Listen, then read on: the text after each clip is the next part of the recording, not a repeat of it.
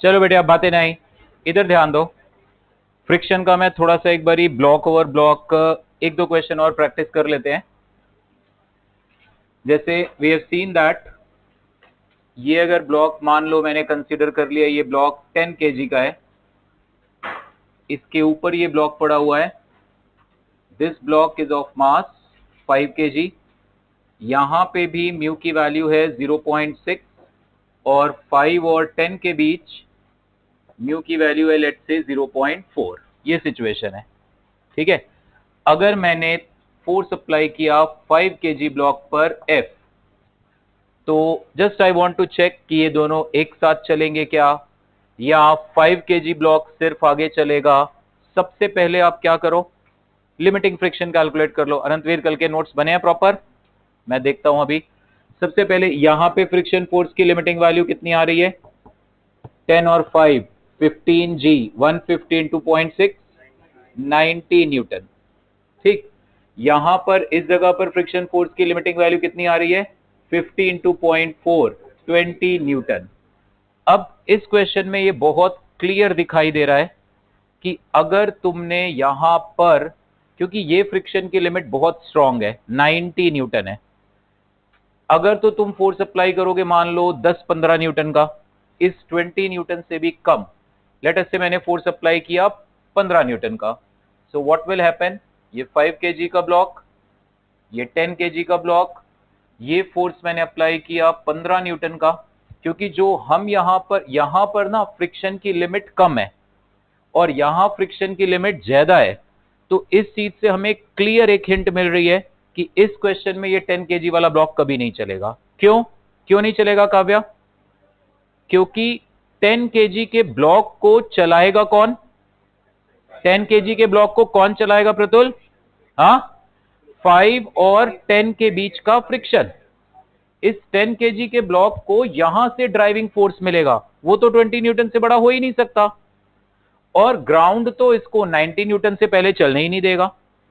समझ में आ रही है सात्विक बेटे बात, 10 केजी ब्लॉक को ड्राइविंग फोर्स दे रहा है यहां का फ्रिक्शन, इस जगह का फ्रिक्शन, वो 20 न्यूटन से ऊपर जाएगा ही नहीं।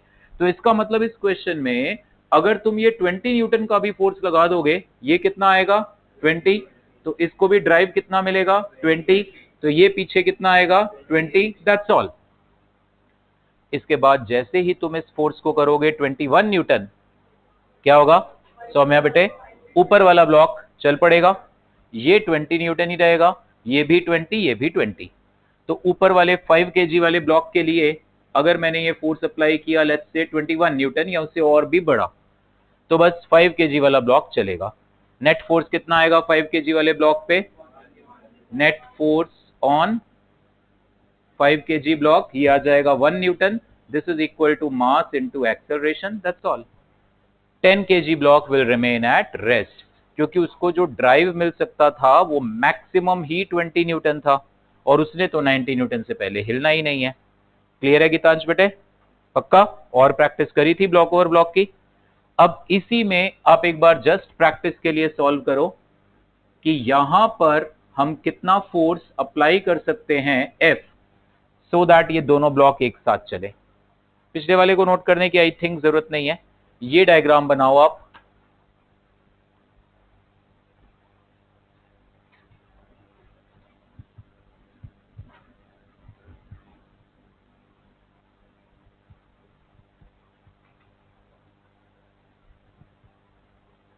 संप्रीत बेटे लास्ट दोनों लेक्चर कवर्ड है,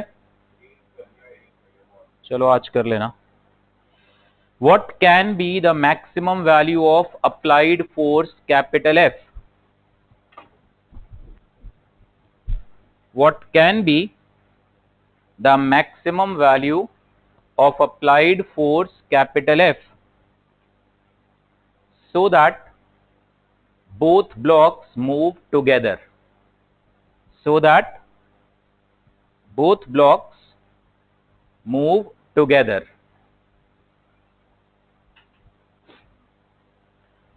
करो ट्राई, आंसर बताओ मुझे।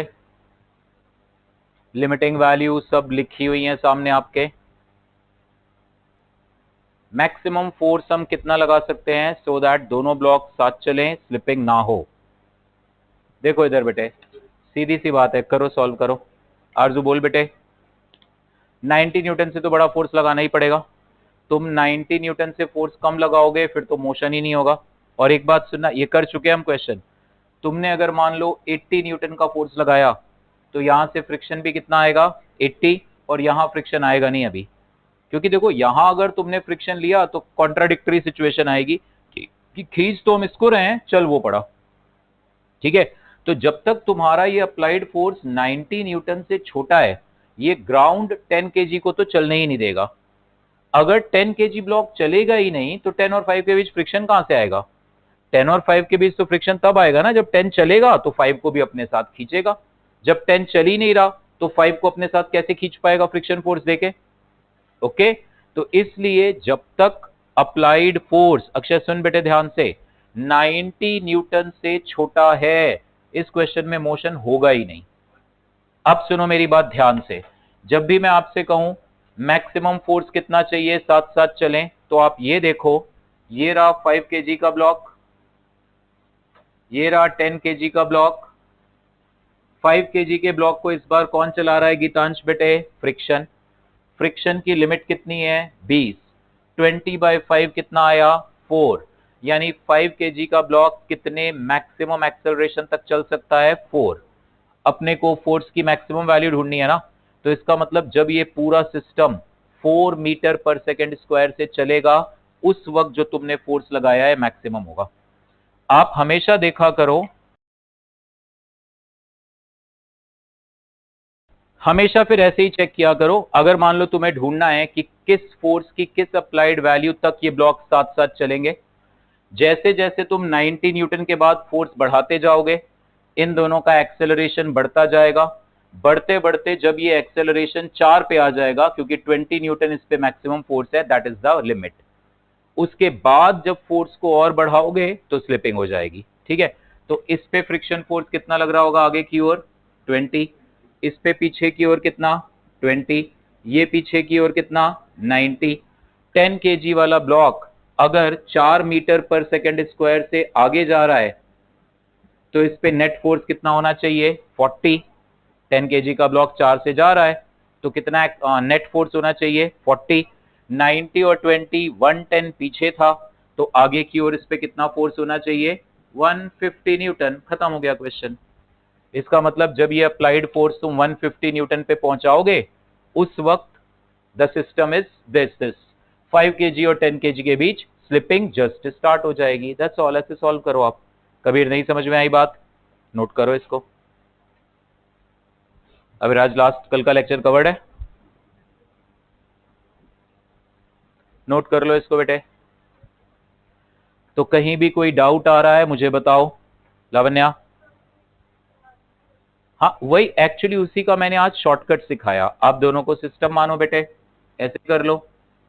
तुमने कहा कि ये दोनों एक सिस्टम है, इकट्ठा चल रहे हैं, तो यहां फ्रिक्शन कैसा होगा स्टैटिक।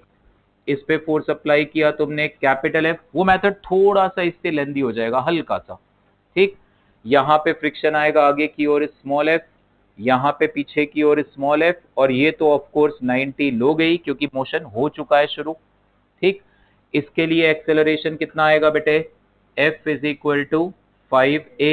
इसके लिए क्या आएगा capital F minus small f minus 90 is equal to 10a।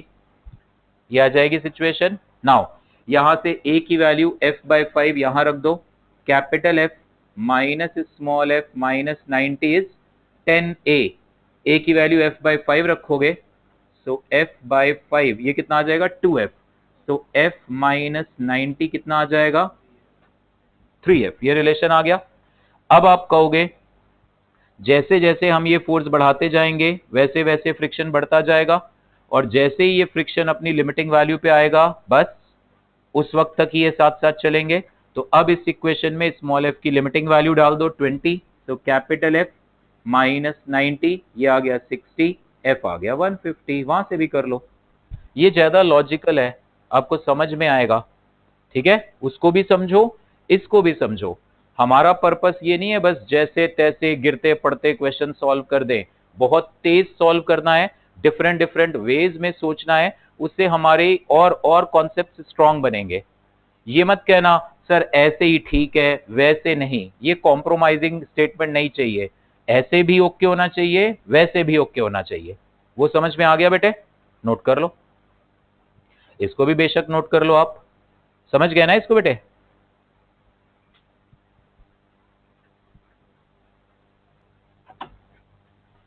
Now ये एक क्वेश्चन देखते हैं इंटरेस्टिंग। ये एक ब्लॉक 5 kg का, इसके ऊपर ये दूसरा ब्लॉक 3 kg, इसके ऊपर ये तीसरा block 2 kg।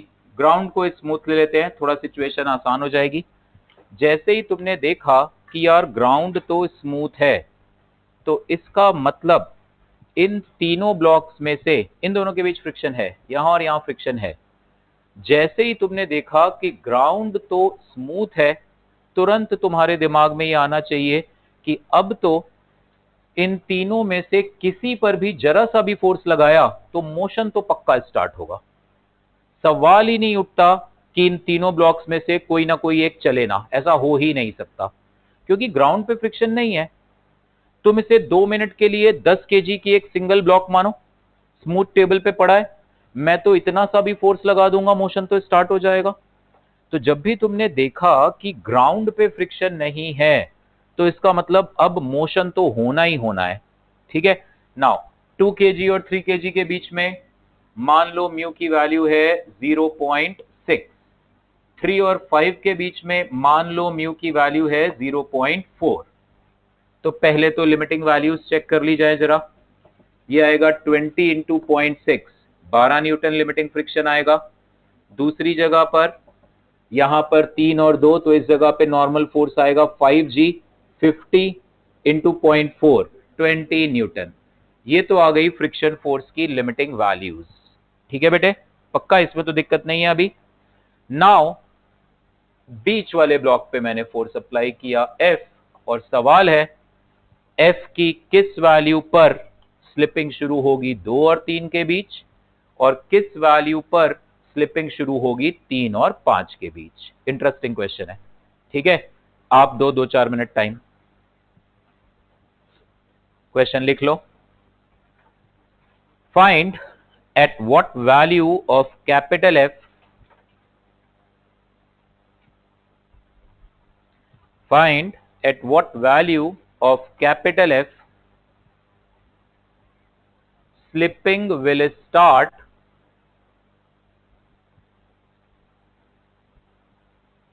between the blocks. At what value of capital F slipping will start between the blocks? दो आंसर देने आपने। 2 kg और 3 kg के बीच स्लिपिंग कब होगी, 3 kg और 5 kg के बीच स्लिपिंग कब होगी।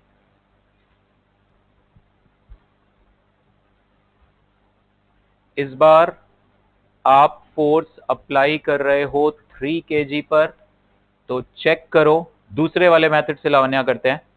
चेक करो इसका मैक्सिमम एक्सेलरेशन क्या हो सकता है। 12 न्यूटन का फोर्स इस पे लग सकता है ना। इसका मैक्सिमम एक्सेलरेशन क्या हो सकता है, 6।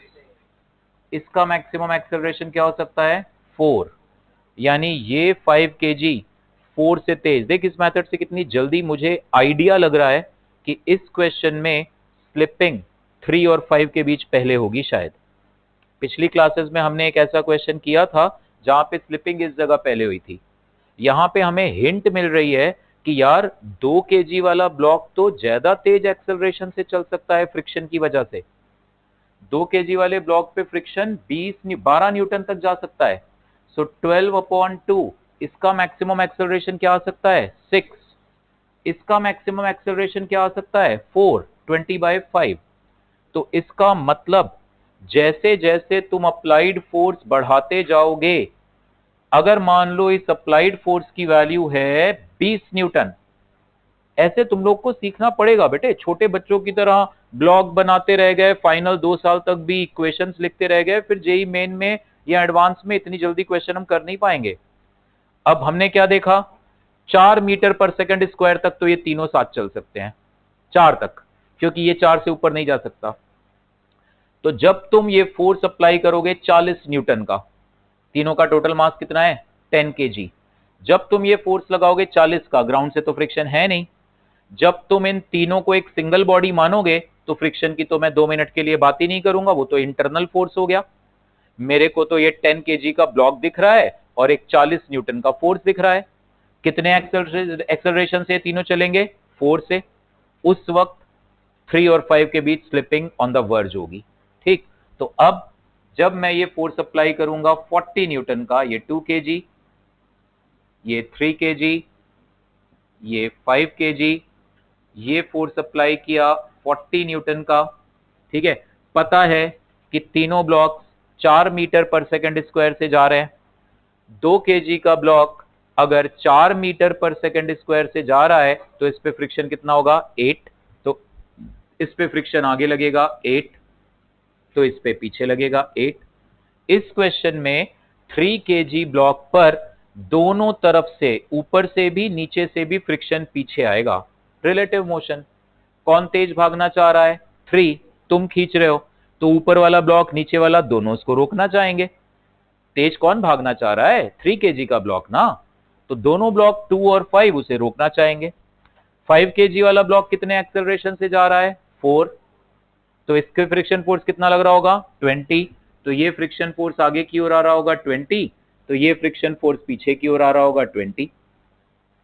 नाउ 3 और 5 के बीच स्लिपिंग शुरू हो जाएगी, क्योंकि यहां पे फ्रिक्शन अपनी लिमिटिंग वैल्यू पे आ गया।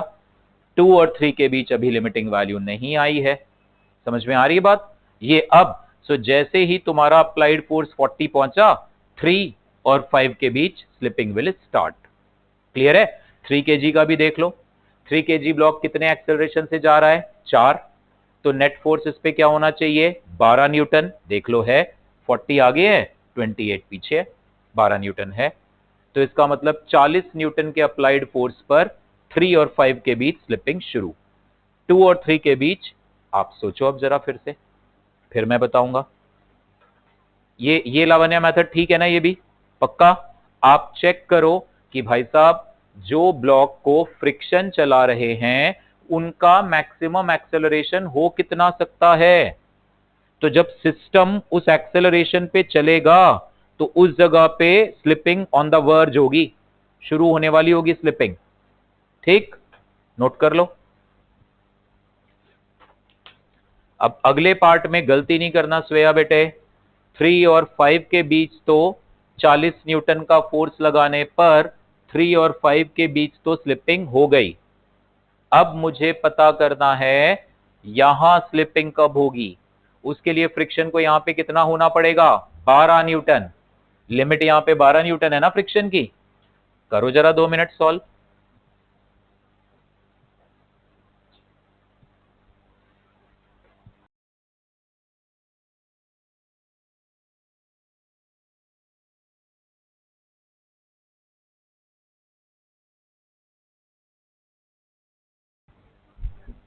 बेटा ये पूरा सिस्टम पे तुमने कितना फोर्स लगाया 40, ये पूरा सिस्टम कितने एक्सेलरेशन से जा रहा है 4, तो 2 केजी वाला ब्लॉक अगर 4 के एक्सेलरेशन से जा रहा है तो नेट फोर्स उस पे कितना होगा 8।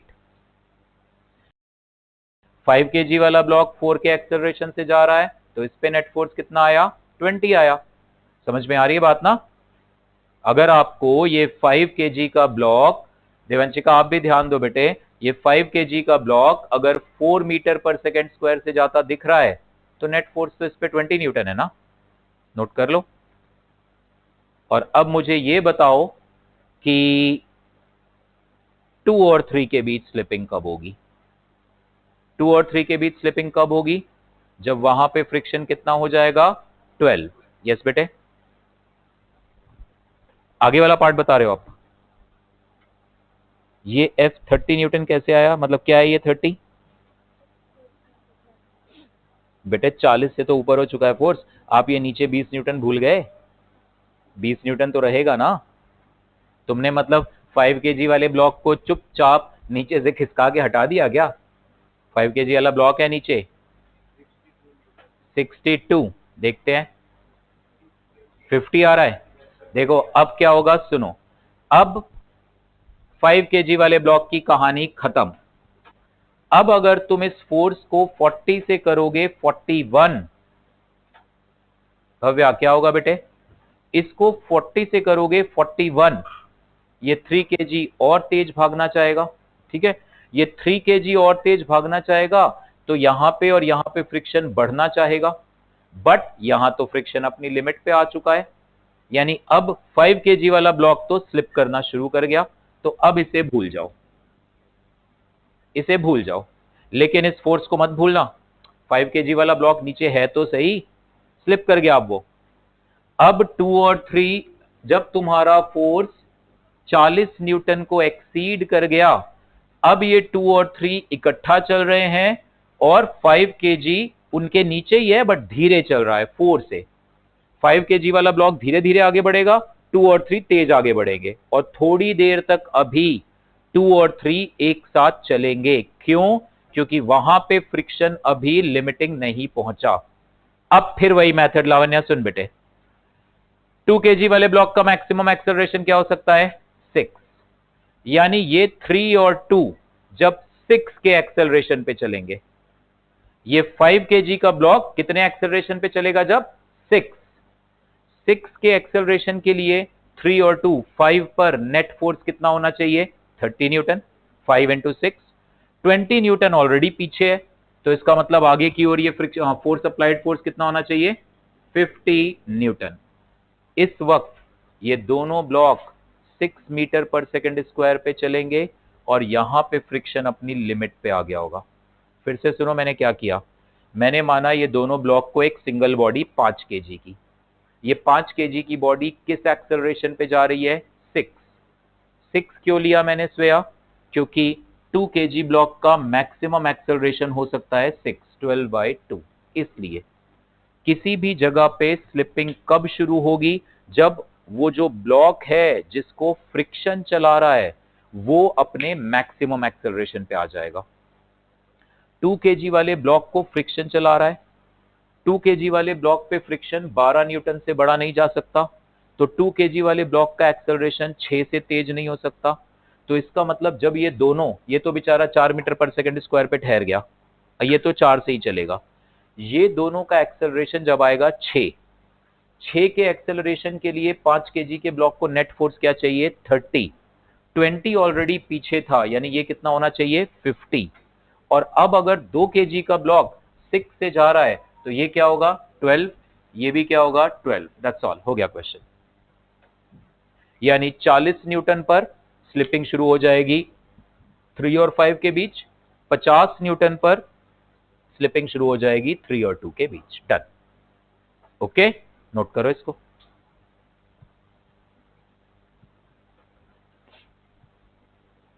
नहीं क्लियर है? पक्का काव्या? परफेक्टली क्लियर है? इसको घर पे फिर से संप्रीत बेटे प्रैक्टिस करना, जैसे मैंने बताया। आप देखना कौन सा ब्लॉक है जिसको फ्रिक्शन चला रहा है। जिस ब्लॉक को फ्रिक्शन चला रहा है वो एक सर्टेन एक्सेलरेशन से तेज नहीं चल पाएगा। तो जिस वक्त ये पूरा सिस्टम उस पर्टिकुलर एक्सेलरेशन पे चलेगा तो स्लिपिंग होने वाली होगी वहां पर जिस ब्लॉक की तुमने बात करी थी।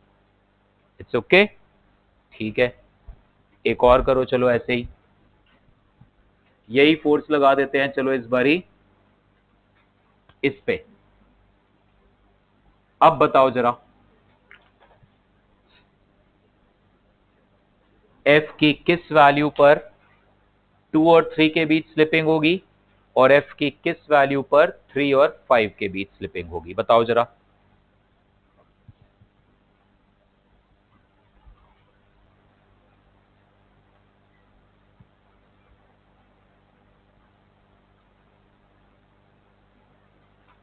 चलो देखो इधर, मेरी बात सुनो ध्यान से। लिमिटिंग वैल्यूज तो फ्रिक्शन की आपको पता है बेटा। ये 5 kg का ब्लॉक, ये 3 kg, ये 2 kg, 2, 3, 5। यहां पे फ्रिक्शन की लिमिटिंग वैल्यू कितनी आ रही है? 12। ये कितने मैक्सिमम एक्सेलरेशन से जा सकता है? 6। यहां पे फ्रिक्शन की लिमिटिंग वैल्यू कितनी आ रही है? 20। यहां पे हल्का सा आपको थोड़ा सा दिमाग और लगाना पड़ेगा। तुमने जब इस पे फोर्स लगाया कैपिटल एफ 5 केजी ब्लॉक पे, ठीक, तो यहां फ्रिक्शन आएगा पीछे स्मॉल एफ, यहां आएगा आगे स्मॉल एफ आएगा। अब 2 मिनट जरा रुको, 2 और 3 को जरा एक सिंगल बॉडी लो। मैं आपसे अगर पूछूं इस 2 और इस 3, इस सिंगल बॉडी को अगर तुमने इन दोनों को एक सिंगल बॉडी माना तो फिलहाल इस फ्रिक्शन की बात मत करो। ये तो समझ गए ना, अभी सीख गए हो आप। मैं आपसे कहूंगा तीनों को सिंगल बॉडी मानो तो फिर इसकी भी बात नहीं करेंगे, फिर हम कहेंगे the only force is F. ये तो इंटरनल हो जाएगा सिस्टम का। अगर तुम 2 और 3 को एक सिंगल बॉडी लो, 2 एंड 3 एज सिस्टम, तो इसको ड्राइव कौन दे रहा है? इस पूरे सिस्टम को इसको ड्राइव दे रहा है स्मॉल एफ। इस स्मॉल एफ की लिमिटिंग वैल्यू कितनी है? इस स्मॉल एफ की लिमिटिंग वैल्यू है 20 न्यूटन। यानी 2 और 3 को कंबाइंड अगर मैं देखूं तो 20 न्यूटन से ज्यादा फोर्स आ नहीं सकता। यानी 2 and 3 as a system can not have a greater than 4। 4 से तेज का एक्सेलरेशन तो आ ही नहीं सकता। समझ में आ रही बात? 2 केजी वाला ब्लॉक तो 6 मीटर पर सेकंड स्क्वायर तक चलने की कैपेसिटी रखता है, लेकिन 2 केजी और 3 केजी के बीच फ्रिक्शन जो आ रहा है वो फ्रिक्शन किसकी वजह से आ रहा है? इस फ्रिक्शन की वजह से। भाई ये फ्रिक्शन आया, इसने 3 को चलाया, तभी तो यहां फ्रिक्शन आया। मानते हो ना मेरी बात? तुमने पहले ये फोर्स लगाया तो यहां फ्रिक्शन आया, यहां फ्रिक्शन आया तो वहां फ्रिक्शन आया। 5 केजी के वाला ब्लॉक चलने लगा तो यहां स्लाइडिंग होना चाहती थी, यहां फ्रिक्शन आया। ये चलना चाहता था तो यहां स्लाइडिंग होना चाहती थी, यहां फ्रिक्शन आया। 2 केजी का ब्लॉक अपने खुद के ये वाले फ्रिक्शन फोर्स की वजह से 6 तक जा सकता है, बट ये तो डिपेंड कर रहा है इस पे, और ये तो इन दोनों को 4 से तेज चला ही नहीं पाएगा कभी। इसका क्या मतलब निकला? 2 और 3 के बीच स्लिपिंग कभी होगी ही नहीं, नेवर।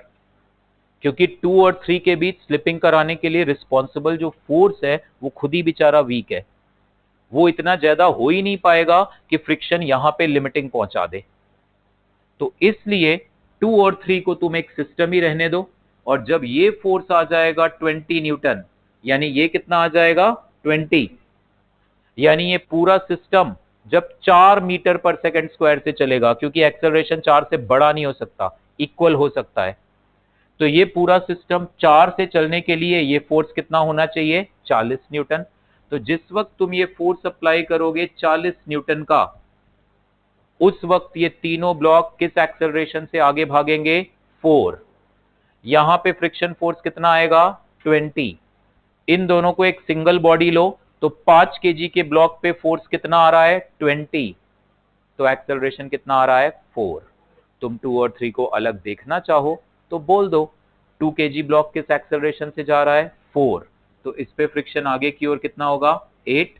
इस पे पीछे की ओर कितना होगा? 8। यहां पे दैट्स ऑल। 3 केजी वाले ब्लॉक पे 20 माइनस 8 12 न्यूटन। 3 केजी 4 से जा रहा है, 12 न्यूटन नेट फोर्स आ गया। तो इसका मतलब जब तुम्हारा ये अप्लाइड फोर्स बढ़ते बढ़ते 40 न्यूटन पहुंचेगा, यहां 3 और 5 के बीच में फ्रिक्शन अपनी लिमिट पे आ जाएगा, स्लिपिंग शुरू हो जाएगी। 2 और 3 के बीच स्लिपिंग कभी नहीं होगी, क्योंकि 2 और 3 के बीच स्लिपिंग तब होती जब ये 2 और 3 6 से चलते। 3 केजी वाला ब्लॉक बेचारा 6 पे चल ही नहीं सकता, 4 से तेज चल ही नहीं सकता। समझ में आ गई बात? नोट कर लो इसको। नहीं समझ में आई? भाई 2 और 3 के बीच स्लिपिंग कब होगी? जब ये फ्रिक्शन कितना हो जाएगा? 12। ये फ्रिक्शन 8 न्यूटन से बड़ा खुद ब खुद तो होगा नहीं, वो तो तभी होगा जब ये वाला फ्रिक्शन बढ़ता। ये बेचारा अपनी लिमिट पे आ चुका है। जब जब इस फ्रिक्शन की वैल्यू होती 30 न्यूटन, जब देखो 3 और 2 5 केजी की सिंगल बॉडी, 6 मीटर पर सेकंड स्क्वायर से चलने के लिए ये फोर्स कितना चाहिए? 30। ये तो 20 से ऊपर जा ही नहीं पाएगा। मान लो मैं यहां पे म्यू की वैल्यू ले लेता 0.8, सो 3 + 2 5G 15 टू 0.8 कितना आता, 40 न्यूटन। अब ये फ्रिक्शन कहां तक जा सकता था, 40।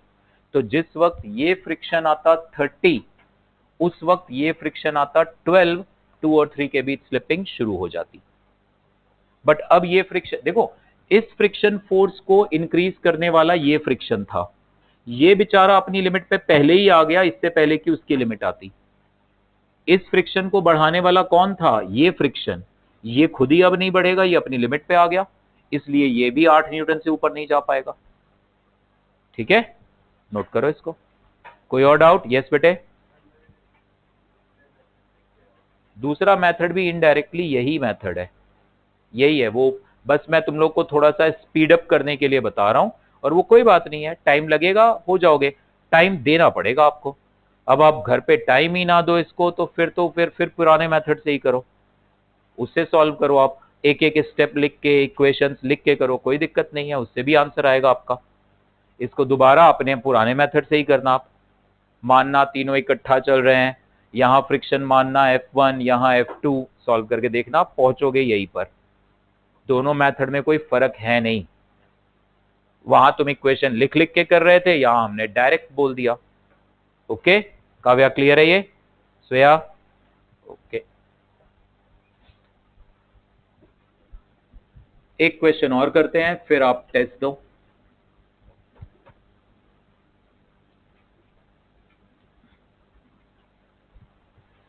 ये क्वेश्चन देखना, ये भी बहुत इंटरेस्टिंग क्वेश्चन है। ये सिचुएशन है ऐसे, ये एक वेज है फिक्स, ठीक है। ये वाला एंगल है 37 डिग्री, ये वाला एंगल है 53 डिग्री। यहां पे एक ब्लॉक है, लेट्स से 5 kg का ब्लॉक है, पुली आ गई मासलेस। यहां पे ये ब्लॉक है सपोज 4 kg का। 5 kg और इस सरफेस के बीच म्यू की वैल्यू है मान लो 0.4। 4 kg और इस सरफेस के बीच म्यू की वैल्यू है मान लो 0.6। हमें बताना है इन ब्लॉक्स का एक्सेलरेशन क्या होगा, फ्रिक्शन फोर्सेस कितने एक्ट करेंगे, रस्सी में टेंशन कितना आएगा, ये सारी चीजें। ओके, वेज फिक्स है, ये नहीं मूव करेगा। डायग्राम बनाओ।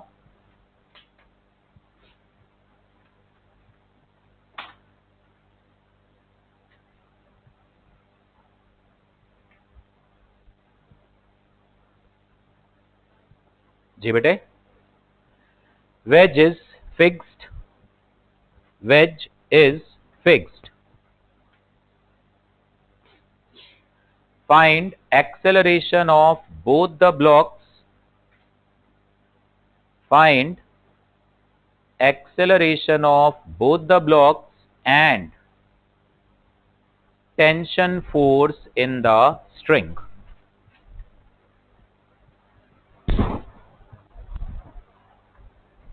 Acceleration of both the blocks and tension force in the string. यार नोट तो करते सब।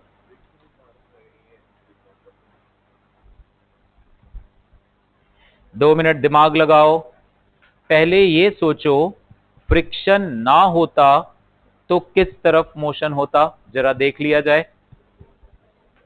ये इधर ड्राइविंग फोर्स कितना दे रहा है, 50 इंटू 3/5 sin 37, 30 न्यूटन का ड्राइविंग फोर्स इधर आ रहा है। इधर ये कितना ड्राइविंग फोर्स दे रहा है, 40 इंटू 4/5 32 आएगा। ये आ रहा है 32 न्यूटन। अभी गौर से सुनते चलो, इसका मतलब है अगर फ्रिक्शन ना होता तो ये ब्लॉक ने जाना था नीचे, इसने जाना था ऊपर। अगर मान लो मैं यही तुम्हें लॉज ऑफ मोशन में क्वेश्चन देता, आप चुपचाप बोलते net driving force divided by total mass. How much is the net driving force, 2 Newton divided by 9। इतना तेज बोलने की क्या जरूरत है भाई। सो एक्सेलरेशन आता 2/9 मीटर पर सेकेंड स्क्वायर। मुझे साफ साफ दिख रहा है नेट ड्राइविंग फोर्स जरा सा है, 2 न्यूटन। फ्रिक्शन की लिमिटिंग वैल्यूज तो बहुत ही स्ट्रांग है। फ्रिक्शन की लिमिटिंग वैल्यू यहां पे कितनी है? 0.6 into 4g cos 53, that is 40। cos 53 कितना होता है? 3/5। ये कितना आ रहा है? 0.6 इंटू 24, ये कितना आ जाएगा?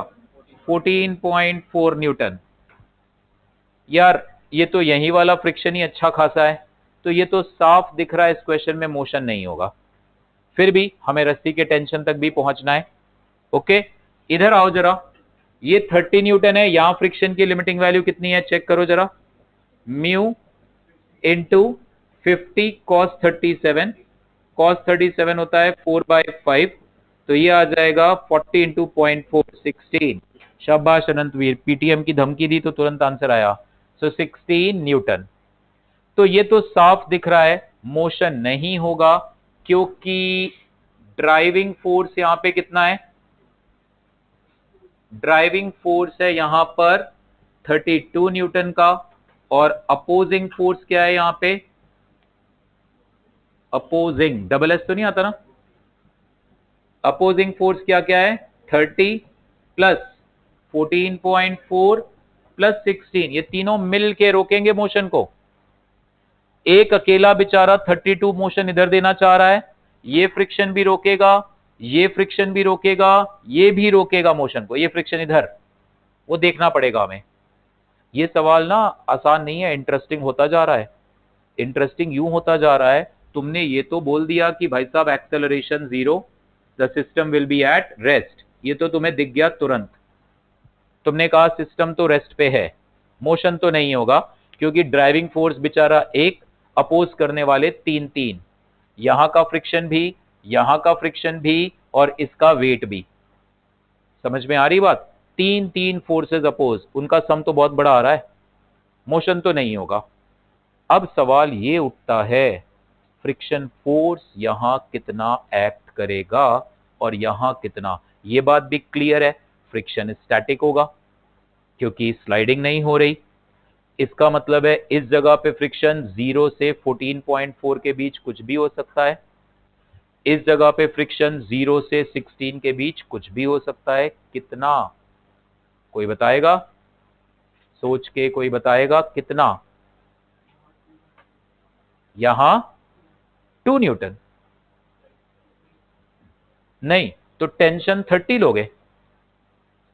टेंशन, सुनो मेरी बात, पिछली क्लासेस में हमने सीखा है टेंशन फोर्स कब अपीयर होता है? टेंशन फोर्स तब अपीयर होता है जब फ्रिक्शन अपनी लिमिट पे पहुंच चुका होता है। ये सिस्टम किधर मूव करना चाहता था? इधर मूव करना चाहता था, अगर फ्रिक्शन ना होता तो रुक जा बेटा, रुक जा। हाँ, 50 साइन 37, 3/5, 30 तो आएगा मेरे भाई, चेक करो एक बारी। कोस नहीं, कॉस, और साइन 37 आएगा, इधर आएगा बेटे cos 37। 5g sine theta, 5g cos theta बेटे, इंक्लाइन के पैरेलल आता है साइन थीटा। आराम से चेक करो।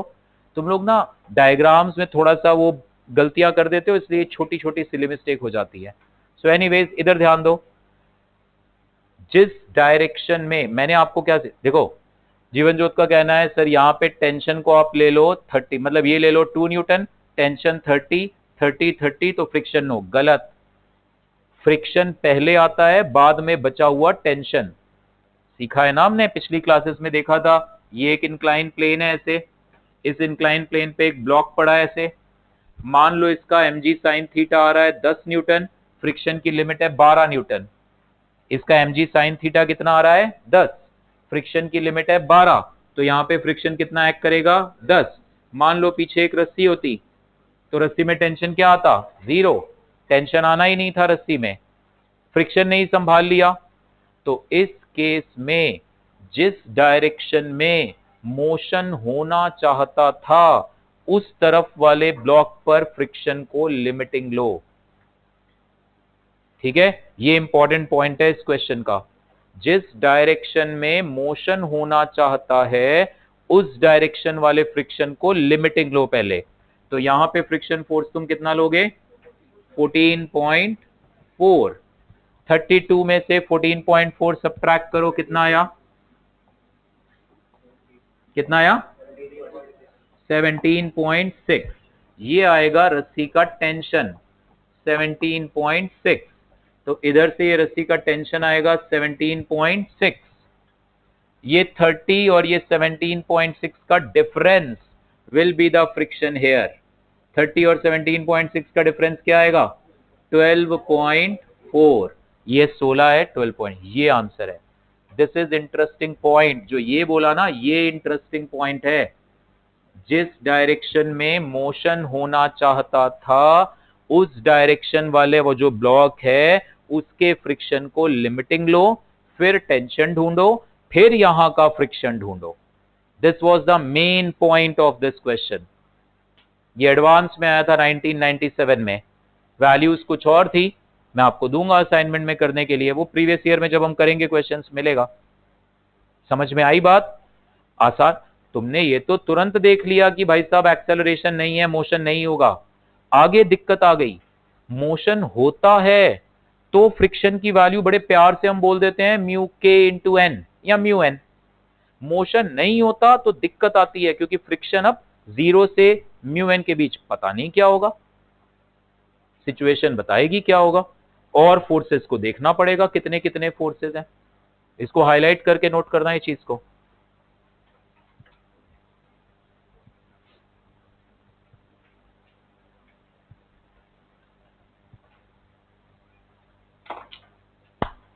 बेटे क्लियर है? पक्का? झूठ बोल रहे हो? पक्का? पिछले क्वेश्चंस भी block over block maximum acceleration वाले मेथड से लॉजिकली समझ में आई बातें? ठीक है, गीतांश प्रैक्टिस करना बेटे एक बारी, नहीं तो मुझे फिर बताना।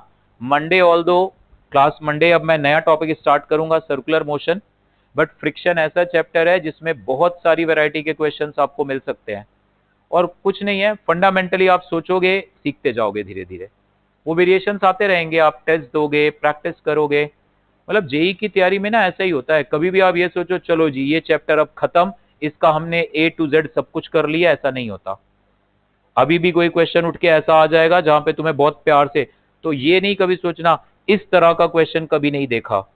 तुम मेरे सामने एक क्वेश्चन लाओगे, सर ऐसा क्वेश्चन हमने किया नहीं क्लास में, मैं 5 और दे दूंगा आपको, ऐसा भी नहीं। वैरायटी बहुत है, बट फंडामेंटल्स वही हैं। वो फिर आप प्रैक्टिस कर करके सीखते जाओगे। बुक अरेंज करी कि नहीं करी? कितनों के पास अरेंज हो गई बुक? क्योंकि मंडे से फिर वही 4-5 लोग दिख रहे हैं जो कल थे। चलो ठीक है, मंडे से मैं काम देना शुरू कर दूंगा उसमें से, या इनफैक्ट आज फ्राइडे है, संडे टेस्ट तो है नहीं, तो मैं आज ही काम दे दूंगा उसमें से। ठीक है, फोटो शेयर कर दूंगा ग्रुप में क्वेश्चंस की। यस बेटे, जिस तरफ फ्रिक्शन की एब्सेंस में मोशन होना चाहता था, लिख लो इस बात को। We have taken limiting value of friction towards that block. Shivansh बेटे क्लियर है ना वो डाउट तुम्हारा? We have taken limiting value of friction towards that block